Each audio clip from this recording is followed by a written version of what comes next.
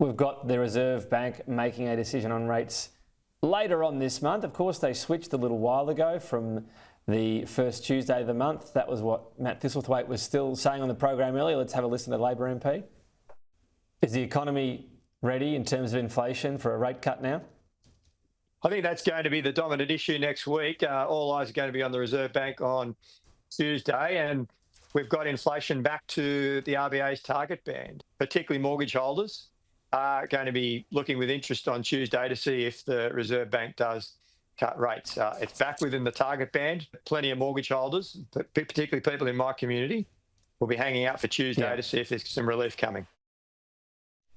Yeah, so it did switch there. It won't be next week. Mortgage holders will have to wait a little bit longer. Is this your worst nightmare, though, Perin Davey? A rate cut maybe two before the election? That would put a bit of wind in the sails in the government, wouldn't it?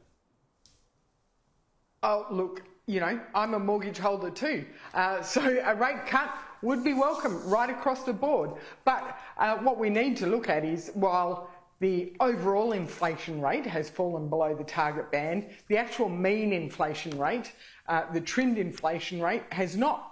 It's still sitting at 3.2%. Who knows what the RBA will do? I will be watching what they do with interest. But will an interest rate cut put wind in the sails for the Labor government? I think the Prime Minister will try and claim credit for it, but it won't be the Prime Minister's credit. It won't be the Treasurer's credit, because what they have done, this Labor government has kept inflation higher longer.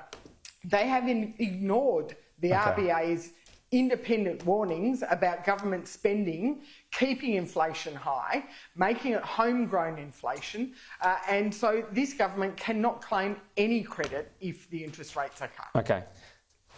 Just before we go, Peter Dutton made an announcement. He wouldn't be talking in front of the Aboriginal flag if he becomes Prime Minister. He wants to revert just to the Australian flag. You do have the Aboriginal flag behind you alongside the Australian flag. Do you consider it uniting, unifying rather than divisive, as Peter Dutton called it? Well, and I also have the New South Wales flag because I am a proud New South Welshman. So I have these flags. But when I talk about the national flag is the Australian national flag. The blue ensign, that is our national flag. That is the one flag that represents all Australians right across the nation. And so I stand before that flag proudly, first and foremost, representing all Australians. Okay. Perin Davey, we'll leave it there. Talk soon. Thank you.